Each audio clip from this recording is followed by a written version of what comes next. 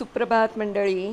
आपण वाचत आहोत प्राध्यापिका सौ मीना आंबेकर लिखित कोलाज समृद्ध विचारांचा हे पुस्तक. आणि आजची यातली छानशी अशी एक गोष्ट आहे, तिचं नाव आहे डस्टबिन. हॅलो हृदय दादा. हृदय, बोल रे पोटोबा. तुझ्या गुरगुरण्याच्या आवाजावरूनच मी ओळखलं की आपले पोटोबाच बोलत असत. पोटोबा, अरे सध्या मी जाम वैतागलो आहे. मॅडम सध्या माझी फजितीच करीत असतात.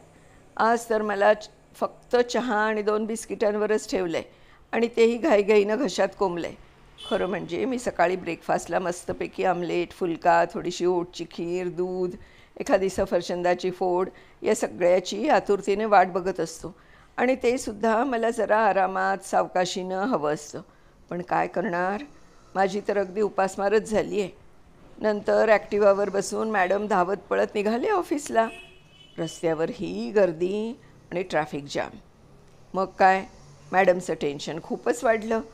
मला त्रास देणारं, ताणामुळे स्रवणारं कॉर्टिझॉल नावाचं हार्मोन जोरात तयार होऊन माझ्यात येऊ लागलं. त्यामुळे माझ्या आतील आवरणातून या शत्रूंना घालवून लावणारी रसायनं तयार होऊ लागली आणि माझ्या स्नायूंचे आकुंचन होऊ लागलं आणि मला अगदी अस्वस्थ, फुगल्यासारखं वाटायला लागलं. माझ्या आतल्या स्तरातही असंख्य, म्हणजे जवळजवळ 10,000 कोटी इतके सूक्ष्म जीव राहतात, जे अन्न पचायला मदत करतात. त्यांना सकाळची चांगली न्याहारी मिळाली नाही तर तेही वेडीवाकडे तऱ्हेने धावू लागतात.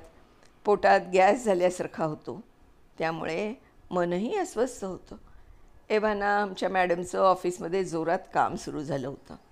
बॉसनं काहीतरी अर्जंट काम दिलेलं असावं बहुतेक. त्यामुळे जेवणाची वेळ उलटून बराच वेळ झाल्यावर देखील मॅडम कम्प्युटरवर काम करीतच होत्या. माझ्या ओरडण्याकडेही दुर्लक्ष करीत होत्या. जेवायच्या ठरलेल्या वेळी पाचक ॲसिड्सही सोडायला मी सुरुवात केली होती. तुला माहीत आहे, मी दिवसातून 2 लिटर ॲसिड्स अन्नपचनासाठी सोडत असतो. काहीच पोटात न आल्यामुळे त्या ॲसिड्समुळे मॅडमना अगदी जळजळ व्हायला लागली.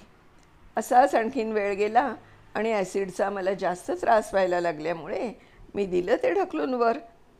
अन्ननलिकेत मॅडमच्या घशाशी येऊन त्यांची जळजळ अधिकच वाढली. पण मी तरी काय करणार बिचारा. खरं तर तुला माहीत आहे, माझा आकार जे या इंग्रजी अक्षरासारखा आहे. जे फॉर जॉली, आनंदी. उजव्या बाजूला छातीच्या खाली मी मजेत राहतो. छोटा असलो तरी वेळ प्रसंगी मी अनेकांना सामावून घेऊ शकतो. अगदी लवचिक आहे. पण काय सांगू, बटाटे, वडे, पिझ्झा, बर्गर, केक, कोक, चमचमीत तिखट जाड रस्सा, दारू यांचा मारा मी नाही सहन करू शकत. तर मी तुला आधी सांगत होतो ना, तसं जेवणाची वेळ होऊन गेल्यावर बऱ्याच वेळाने मॅडमना जळजळीमुळे जेवायची आठवण झाली. पण आज डबाच नव्हता आणला. मग मला कॅन्टीनमधला बर्गरच मिळाला, चीज आणि टॉमॅटो सॉसच्या बरोबर. मी म्हटलं ठीक आहे, बर्गर तर बर्गर. आणि माझं काम जोरात सुरू केलं. मी सोडलेल्या हायड्रोक्लोरिक ॲसिडमध्ये खाल्लेलं अन्न विरघळू लागलं आणि त्यातल्या पदार्थांचं विघटन होऊ लागलं. मी आवश्यक ते घटक वेगळे काढतो. त्यातील प्रथिनं, कर्बोदकं म्हणजे प्रोटीन्स आणि कार्बोहायड्रेट्स म्हणजेच पिष्टमय पदार्थ, स्निग्ध पदार्थ, तंतू या सर्वांचं मी माझ्या सहकाऱ्यांच्या म्हणजेच पाचक द्रव्ये, एन्झाईम्स यांच्या मदतीनं पचन करतो. प्रत्येक प्रकारच्या पदार्थाला पचण्यासाठी अर्थातच वेगवेगळा वेळ लागतो. थोड्या वेळानं मॅडम मीटिंगला गेल्या. तिथे एका मुद्द्यावर कोणाशी तरी वाद झाला आणि त्यातून भांडणाला सुरुवात झाली. तेवढ्यात बॉसचा मॅडमना लगेच बोलावल्याचा निरोप आला आणि मॅडमचं टेन्शन अधिकच वाढलं. मग माझं कॉर्टिझॉल बाहेर पडू लागलं. काही तज्ज्ञांचं म्हणणं आहे की माझ्या भिंतीच्या अस्तरात म्हणजे 100 मिलियन 10 कोटी नर्व पेशी आहेत. त्यामुळे डॉक्टर्स याला दुसरा मेंदू किंवा सेकंड ब्रेन म्हणतात. यातून शरीराला संदेश पाठवून मी शरीराचा मूड कंट्रोल करतो. मला जेव्हा बरं वाटत नाही ना, तेव्हा सगळं काही ठीक नाही असा संदेश माझ्याकडून शरीराला जातो. मग मॅडमचं ब्लड प्रेशर वाढतं, हृदयाची धडधड वाढते आणि मी सुद्धा गुरगुरतो. मॅडम बॉसच्या केबिनमध्ये अशा स्थितीत गेल्या, पण बॉसनं त्यांनी केलेल्या कामाचं कौतुक करण्यासाठी बोलावलं होतं. त्यामुळे मॅडमचा ताण लगेच गेला. मीही कॉर्टिझॉल सोडणं लगेच बंद केलं आणि माझं कामही सुरळीतपणे सुरू झालं. शरीराला सर्व ठीक आहे असा संदेशही गेला. मी ज्या अन्नावर प्रक्रिया केली होती ते पुढं पुढं सरकत जात शेवटी येतं लहान आतड्यात.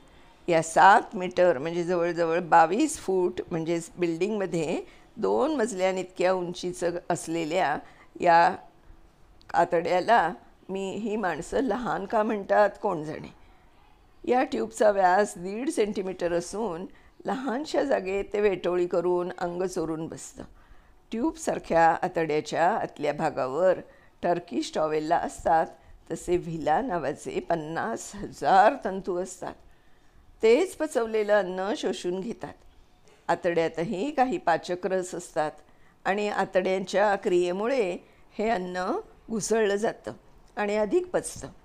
सबंध 7 मीटर लांबीच्या ट्यूबमध्ये शोषून घेतलं जात जात न पचलेले घटक मोठ्या आतड्यात येतात आणि तिथे जमा होतात आणि नंतर ते रेक्टममधून उत्सर्जित होतात. हृदय दादा, ऐकतोयस ना? हो ऐकतोय, बोल पोटोबा. पोटोबाला आणखी बरंच काही सांगायचं आहे. बघूया पोटोबा पुढे काय म्हणतात.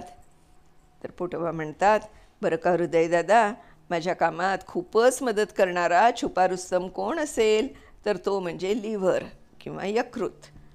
माझा हा उजवा हात खरोखरच माझ्या उजवीकडेच असतो बरं का. अन्नाचं पचन झाल्यावर ते येतं अशुद्ध रक्तवाहिन्यांमध्ये आणि ते सगळं घेऊन येतात लिव्हरमध्ये. ते लिव्हर काय करतं म्हणून सांगू? हे अन्नातील जीवजंतू म्हणजे बॅक्टेरिया, घातक कण यांना मारून टाकतं. जास्त झालेली ग्लुकोज साखर ग्लायकोजेनमध्ये रूपांतरित करून तिला साठवायला जागा देतं आणि त्याचंही प्रमाण जास्त झालं तर फॅटमध्ये रूपांतर करतं. प्रोटीन शरीराला कमी पडले तर ग्लुकोजपासून प्रोटीनचंही काही घटक तयार करतं.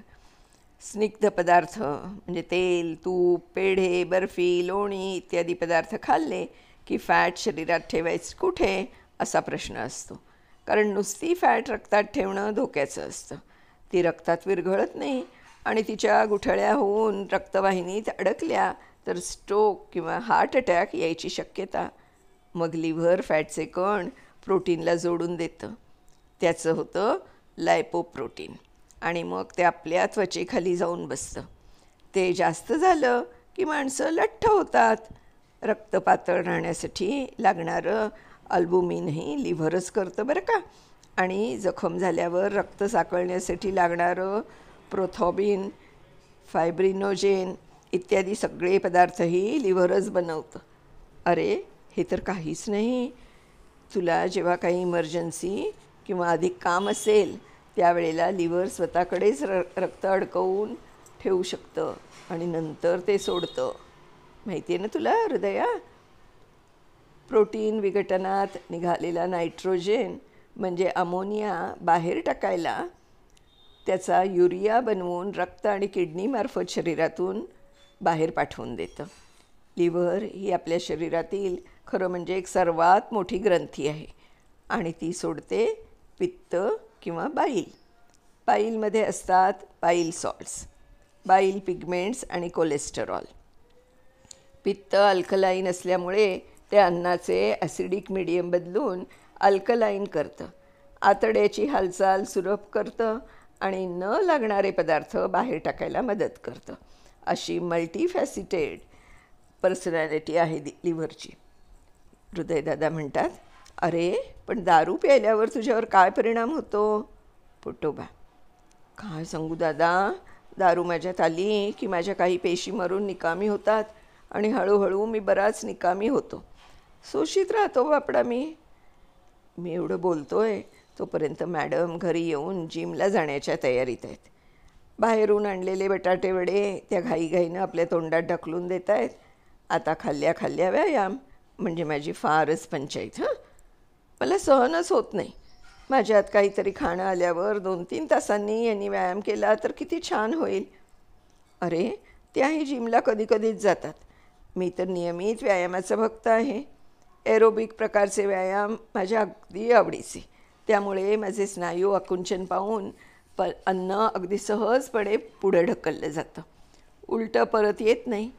जिम झाल्यावर मॅडम स्वयंपाक, मुलांची जेवणं, त्यांचा अभ्यास करवून घेणं, मग स्वतःला जेवायला पुन्हा उशीर करतात. रात्री पोळी भाजी आमटी कोशिंबीर भात असं सगळं जेवतात. मला खूप बरं वाटतं बघ. पण हात धुतल्यानंतर थोडंसं फिरायच्याऐवजी मॅडम लगेच बेडवर आडव्या होतात आणि अरे देवा, मी जेवणाच्या पचनासाठी तयार केलेलं हायड्रोक्लोरिक ॲसिड वर उसळी मारतं आणि पुन्हा जळजळ. मॅडम मग गोळीकडे धावतात. रात्र झाली, मॅडम झोपल्या तरी मी मात्र ऑन ड्युटी असतो बरं का. मला सुट्टी अशी कधी नसतेच. उद्या मॅडम उठल्या की त्यांना एनर्जी ऊर्जा हवी ना, म्हणून मी खाल्लेल्या अन्नाचं पचन सुरूच ठेवतो. रात्री मी माझ्या 9 पेशींना मॅडमना चांगली झोप लागण्यासाठी संदेश देतो. माझी मॅडमना एकच विनंती आहे, मॅडमनी कुठलीही गोष्ट खाताना मी डस्टबिन नाही की ज्याच्यात काहीही भरावं असा माझा आणि माझ्या भविष्याचा विचार पण करावा, कारण मी शेवटी त्यांचाच आहे ना. तर अशी ही छानशी गोष्ट पोटोबा आणि हृदयदादांची. पण लक्षात घेण्याजोगं आहे की आपण वेळच्या वेळेला योग्य ते आणि योग्य तेवढं खाल्लं पाहिजे, म्हणजे पोटोबा पण आपलं काम व्यवस्थित करू शकतील, हो की नाही. तर अशीच सुंदर गोष्ट आणखीन ऐकण्यासाठी आपण उद्या भेटूया. तोपर्यंत बाय बाय. आणि माझी खात्री आहे की गप्पा गोष्टी हे माझं यूट्यूब चॅनल तुम्ही नक्की जॉईन केलेलं असेल. नसेल केलं तर आता करा. तुमच्या मित्रमैत्रिणी आणि आप्तेष्टांना पण सांगा.